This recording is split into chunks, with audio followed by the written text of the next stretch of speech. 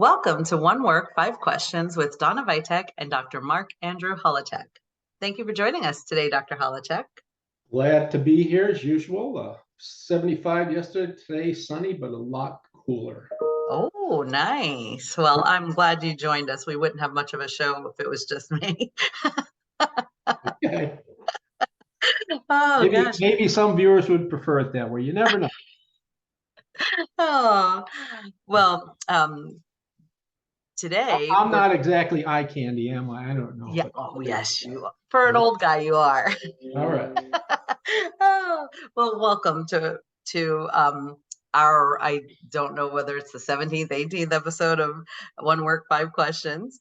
It's actually the 26th, but you're a little off. But wow, just a little bit. Well, just to let you know that you are receiving information from a retired professor of philosophy in history, and he's taught at institutions such as University of Pittsburgh, University of Michigan, Rutgers University, Camden, and Ohio University. He's also the editor of Journal of Thomas Jefferson and His Time, and the author-editor of numerous published books and close to 150 essays on Thomas Jefferson. Wow. And I think I've read a lot of them, though. His list of books and locations of his published essays will be in the description of the video. With our show One Work, Five Questions, I'll ask Dr. Holowchak 5 questions on one work of Thomas Jefferson. So today's episode is Thomas Jefferson's letter to John Norvell. John Norvell. Oh, okay. Oh, I had the wrong title. Yeah, we're going to be talking about Jefferson's views on what he considers to be an ideal newspaper. Yes. 7 letter to John Norvell. Yes, John Norvell, dated June 11th, 1807. June 14, I think. I'm sorry, what? June 14. At least I have it in my book that way. If you got a different source, it's Oh, okay. Okay, because I have June 11th, 1807. Okay, so maybe the book I have has the wrong. It could be. If you got it from the internet, your source is probably pure. Well, I got just the one that you sent, the letter that we were doing. Okay, So that's the one. June 14. Okay.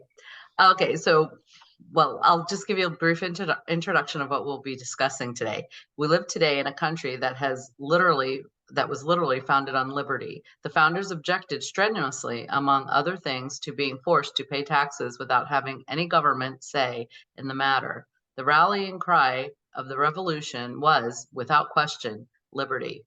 No patriot fought more for liberty than his fighting was with a pen than Thomas Jefferson.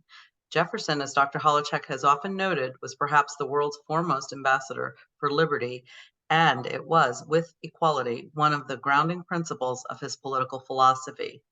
Today, we subject Dr. Holowchak's analytical acumen, one of the most critical liberties of that philosophy, freedom of the press. We study his 1807 letter to John Norvell. I can't wait. There's so much to talk about.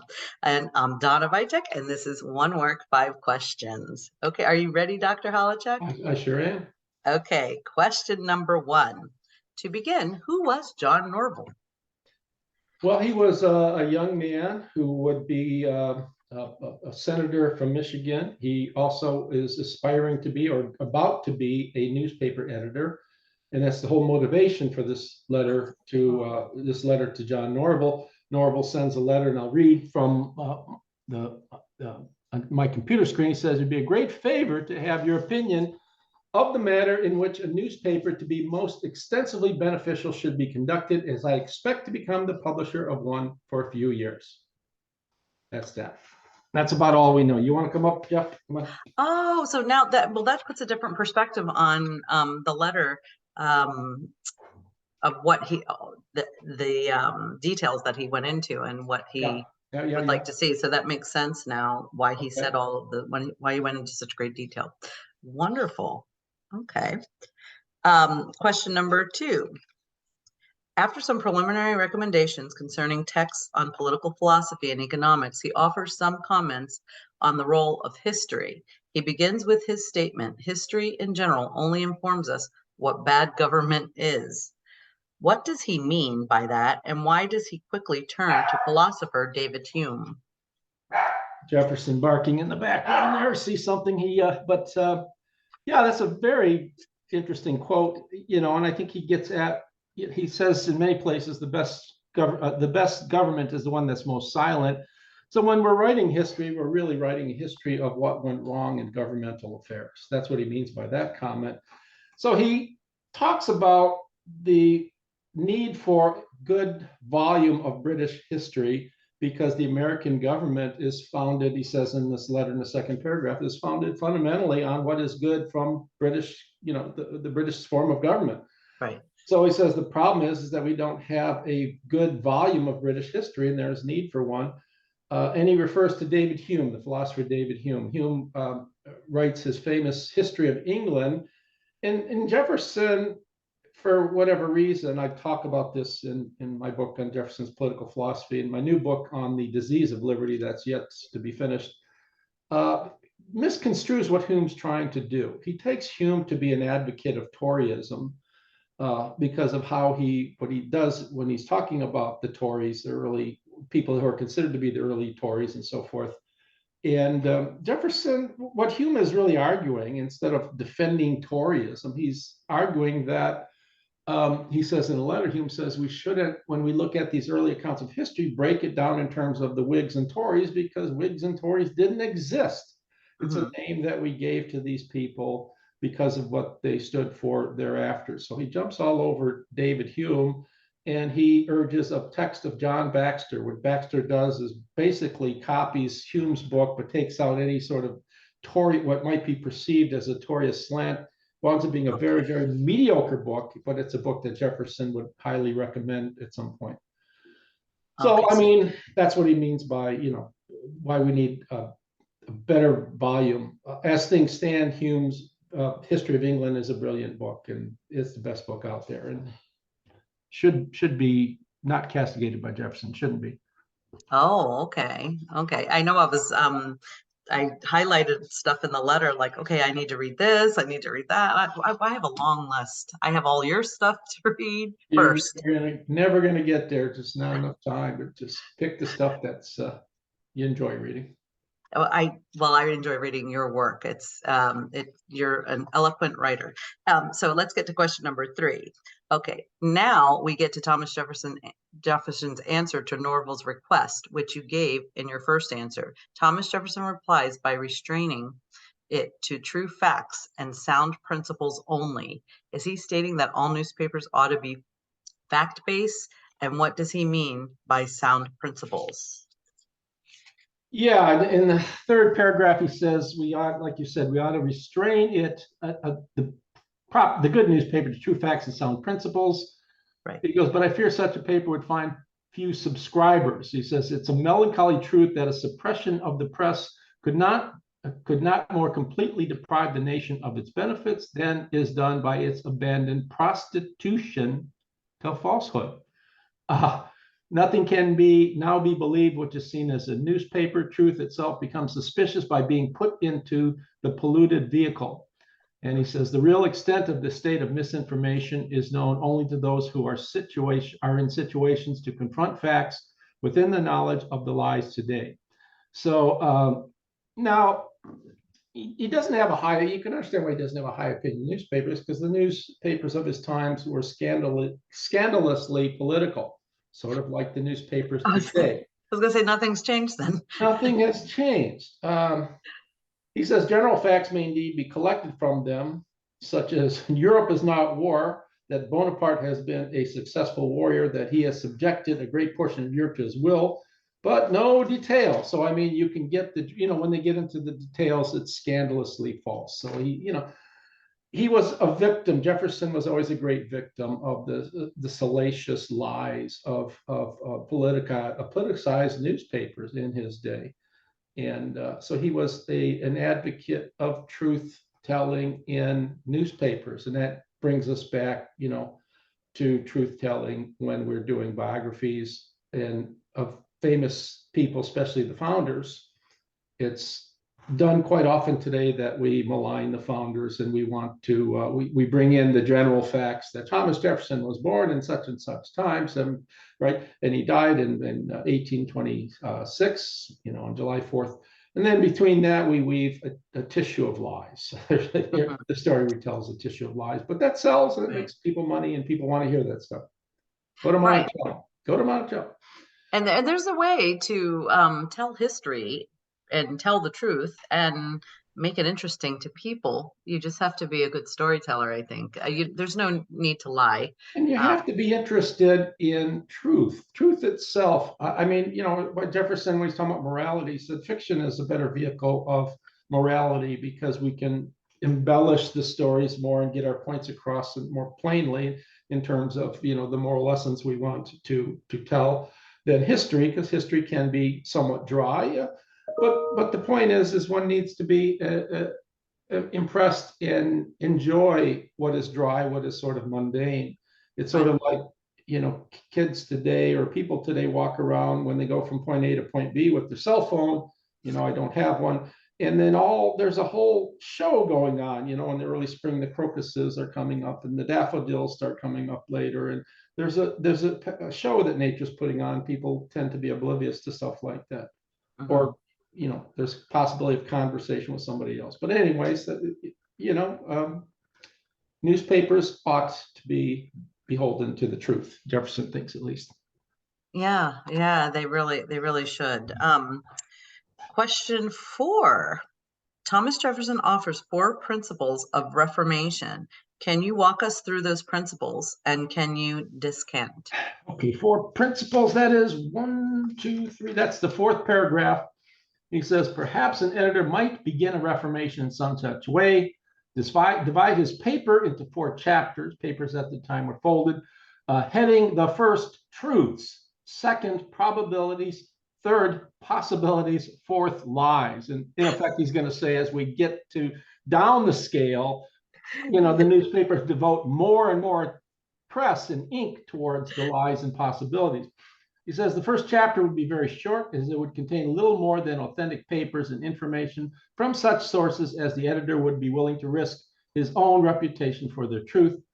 The second would contain what, from a mature consideration of all circumstances, his judgment should conclude to be probably true. This, however, should contain too little than too much. He's talking about how it ought to be presented. He says the third and fourth should be professedly for those readers who would rather have lies for their money than the blank paper they would occupy.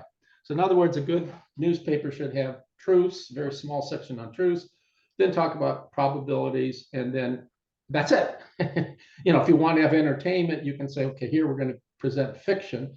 But even I suspect he would think if you even did that, people would take the fiction as they do today's truth. Look at the play Hamilton. People watch that and they think, well, Thomas Jefferson, was he really black?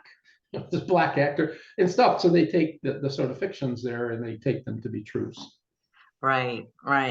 And wow, it's so. I found this with last week's episode and a few episodes we've done, that there's so many parallels between our society. Really hasn't changed a lot. No, it hasn't. There are so many parallels to today, and it's kind of scary that we're not learning. Well, I guess if you don't know history, you can't learn from it, right? You're supposed to learn. That's the main reason for writing history, right? So that's why we're here. We're here to educate the general population who may not have time to read or afford books. They can listen to our discussions and learn.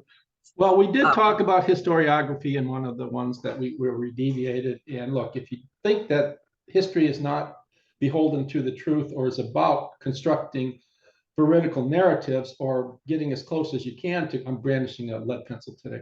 If you don't think that, they should be constructing narratives that are close approximations to the truth, and with subsequent narratives correcting the falsehoods of earlier narratives, so we're getting closer and closer to the truth, then if you don't buy into that, then, it's just a bunch of fiction and should be for entertainment value. But the problem is we take those fictions as facts. Right. Okay, question number 5. No. I think I may have to add some more questions. Question number 5. Thomas Jefferson looks at inculpation, he blames editors, but even more, he blames readers. What is his argument? Yeah, that's the second from the last paragraph. We're actually asking questions paragraph to paragraph, which makes it easy for me. Yeah, he talks about the editors. He says defamation is becoming a necessary of life, insomuch that a dish of tea in the morning or evening cannot be digested without this stimulant. So, okay, you're going to have tea here, but I can't drink my tea unless I have some fiction to read. He says, even those who do not believe these abominations still read them with complacence to their auditors, and instead of the abhorrence and indignation which should fill a virtuous mind, betray a secret pleasure in the possibility that some may believe them, though they do not themselves. He says, it seems to escape them that it is not he who prints, but he who pays for the printing a slander, who is its real author. He's blaming the readers because the editors, the publishers are really publishing what the readers want to hear. And if the readers want to hear fiction, which they'll take to be factual in some sense, then it's the people who they need to be inculpated, right? They need to be blamed because they're the ones who are buying the stuff and assuming it to be true. Well, I kind of relate that to these, the one thing I detest about the voting time is all of the slanderous commercials and the texts and emails that you get slandering the other side. And I'm thinking, I can't believe they were doing that back in the 70s. I can't believe they still do that today. Why would they do that? For me, it doesn't work. Well, they were doing that. It does work. That's why they're doing it. Right. Maybe it doesn't work for you, but it works for people. And that's why they do it. They have all sorts of tests beforehand on the effectiveness of certain commercials, and scandal is what sells. There's some people who get elected without even telling their name. All their commercials are directed at the scandalousness or the viciousness of the other candidate. Don't vote for this person. So when you go to your ballot, you see two options and you don't even recognize the second, but you realize the first is the one you're not supposed to vote for and you don't. But it was done in Jefferson's day. Well, I think it's been done all through, even with our elections recently. It says something about the psychological makeup of humans, that we like to be stimulated and titillated by fictions, by great stuff, by not speculation, but by what is spectacular, by the spectacular. In truth, sometimes it's just not interesting enough for people, hence the Sally Hemings story and stuff, right? We'll get to that. We are going to get to that. I mean, well, I think I'm done here, am I not? Right? Well, I did have one more thing that I wanted to. I don't know. I want to answer it.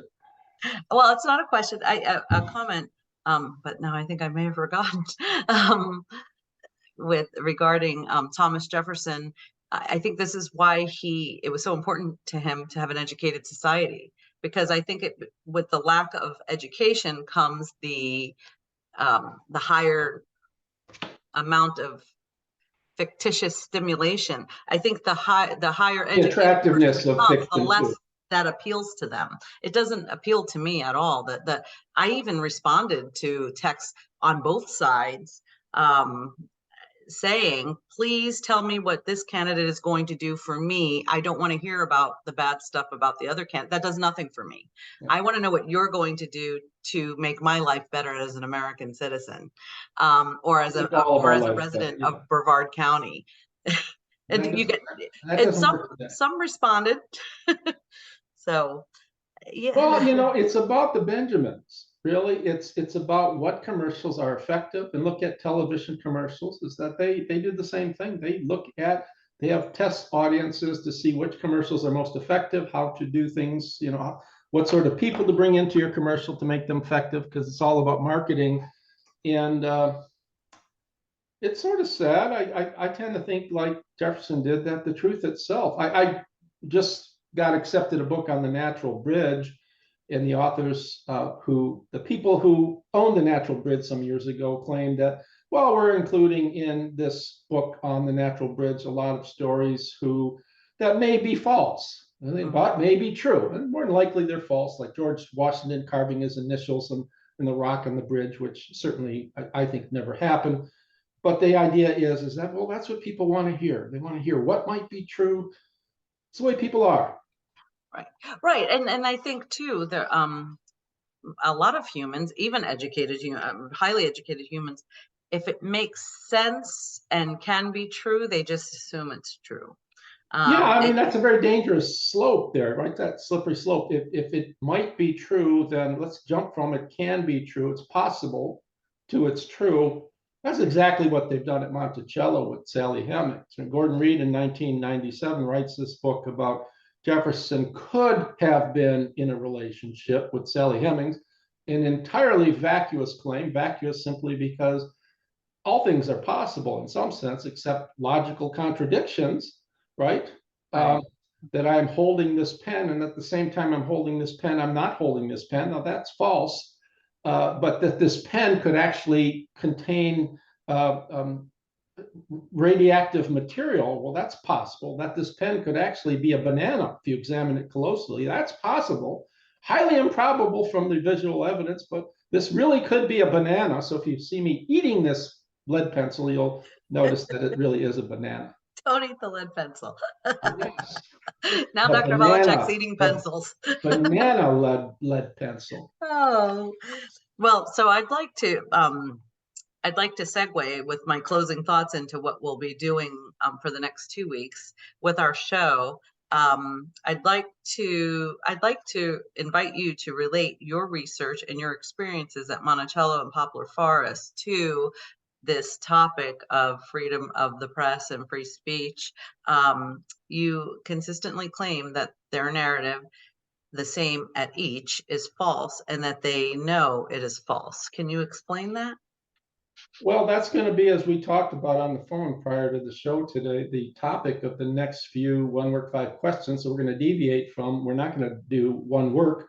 We're going to talk about the narrative, the Thomas Jefferson narrative that was created at Monticello, that was reinforced by the former Thomas Jefferson Foundation scholar, Peter Onuf, who was the loudest champion the narrative that is promulgated by Annette Gordon Reed, who's at Harvard now because of the story that she has created, which is basically Fawn Brody's story. And she never cites, she seldom cites Fawn Brody, gives Brody credit. Brody said pretty much exactly the same thing prior to her. Yeah, I make the claim that literally the paternity of Jefferson and Sally Hemings is, if not known to be false by the people at Monticello, known to be highly unlikely to be true. I think it's plain, and I've argued in a couple of my books and several publications, they think it's unlikely that the story is true, especially the story that Jefferson definitely fathered all of Sally Hemings' children. So, want to come up, Jeff? Come on.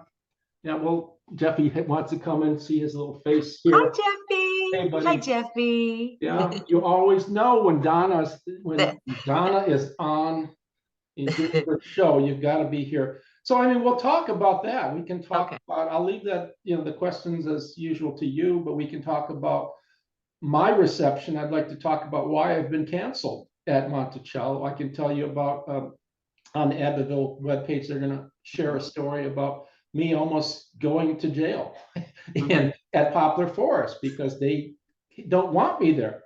And, Yeah. one of the docents asked me, I won't tell her name, why is that the case? What did you do? And I've done nothing but do what I'm doing now, saying it's highly unlikely that there was a relationship. These people don't want to hear that. They don't even want to debate it. So it's important that we discuss that, not in a dogmatic way that Jefferson definitely didn't have an affair, but just have an open discussion on this. They've closed the book on that. When you close the book, yeah, things are frightening. You're not allowing open discussion. That's scary. and well, and also how this relates to what we talked about today. I think on the screen, can you see what I have? Is that the article that James Callender wrote that started the rumor? And I don't see it on the. Oh, it's the article, the president, again, it is well known Yeah, but I that don't see it on the screen, but. Oh, okay. So I Calendar, have, Keith Callender started the story. right. So Uh, people read it in the newspaper, and then it took yeah, I off, mean, and then. Jefferson, we'll talk a bit. Jefferson's grandson himself even acknowledged that at least one of Thomas Jefferson's, one of Sally Hemings' kids looked a little bit, in some sense, like Thomas Jefferson, tall, light skin, whatever. That could be easily explained if his brother Randolph was the father too. You know, we don't Right. know exactly what Randolph looked like. We can presume he looked like Thomas Jefferson, and freckles, light skin, red hair, and if Randolph was the father, that certainly explains that. But Well, and also, weren't his wife and Sally Hemings, did they share DNA? They have the same father? yeah, they had the same father. That seems that's not proven, but it seems to be highly probable that Mr. Wales was the father of Jefferson's wife, Mhm. as much as Sally Hemings. So Okay. Sally's mother, so Sally Hemings was a half sister Okay. of Jefferson's wife, and that goes a long way to explaining the preferential treatment of all the Hemings, right? Right. Family. Yeah, they're family. It just Mhm. it's just there's just no link between Jefferson and Sally Hemings, as I argue. We'll talk about that next time, but that's a very long teaser, right? Right. Talking Yes. about the Monticello narrative. Yeah, and I'll gather together my research, and I'll pull some questions because I remember reading and writing about it in one of my graduate classes, and I'll pull some questions from that writing. Well, yeah, I'll let readers know there are a number of essays that were published that are still on the History News Network on Jefferson, Sally Hemings, and the wokeism that's going on there. Mhm. History News Network has sort of refuses pretty much to publish any of the stuff that I write anymore. They seem to have gone in a progressive woke direction where they do not, they claim to publish right, left, and in between, but they publish, in my estimation, I'm just saying they seem to publish only radically left stuff. Mhm. Yeah. Um, what that's one thing with historiography I've noticed as a student reading historiography is I've noticed the historians are throwing in when you read anything about Thomas Jefferson, and it can have nothing to do with slavery, but they always have to throw that into, and that has turned me off because I'm thinking that has nothing to do with the topic at hand. Yeah. So why it's irrelevant, and why Well, does they're forced to do that. I mean, I yeah. wrote a review of a fine book, Thomas Jefferson in Architecture, came out, I think, 2 years ago or a year ago, and an excellent book. All the essays were written by world-class architectural historians, Mm-hmm. and every single essay in there had something to say about either Jefferson's affair at Sally Hemings or Jefferson's racism. What does that have to do with Jefferson and architecture? Right, Nothing. right. And it just, and they were in the comments were thrown in the middle of a paragraph or a separate paragraph where you can see it didn't fit. And it was apparent to me that somewhere along the line, the editor of the book said something to the effect, well, we have to talk about Jefferson's hypocrisy and racism, right?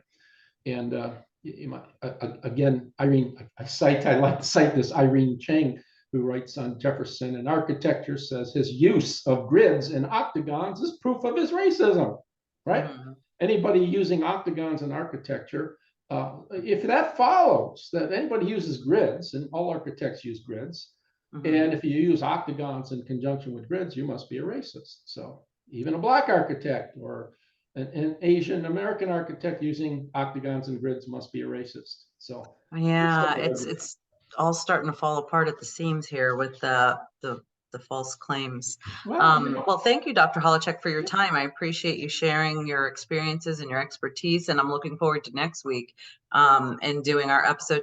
It's kind of I would say it's an extension of today and the freedom of the press, and it will give examples of what Thomas Jefferson was talking about. The the general audience preferring the slanderous stuff, the untrue stuff over the truth.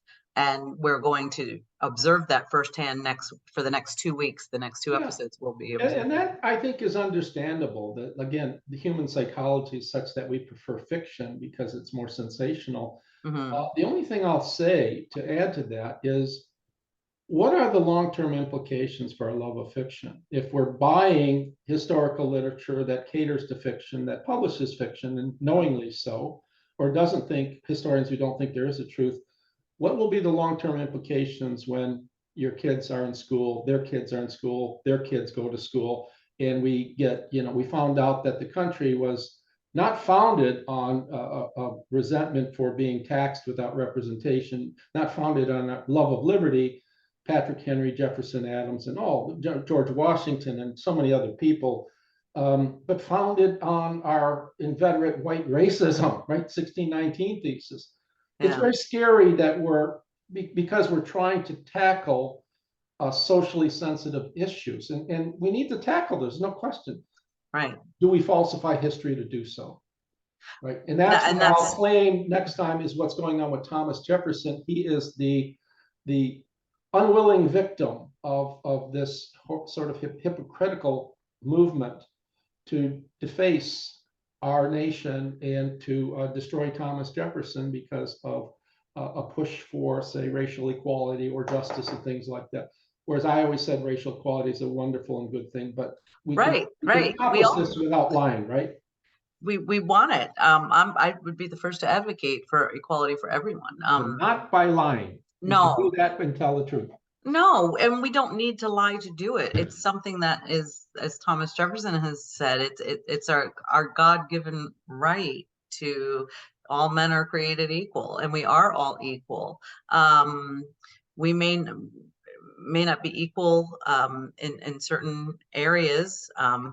Like you and I are certainly not intellectual equals, or equal with our writing I hope ability. I hope you're complimenting me there, because Yes, I am it could be complimenting the you. case that I'm just not that bright. But if I were brighter, perhaps I wouldn't be fighting this fight to tell the truth about Thomas Jefferson. Maybe I would have just joined the calumniators, the people that No. constantly throw Jefferson under the bus. But we do have one thing: we are equal in one sense. We have a high regard for truth telling when we do Yes. history.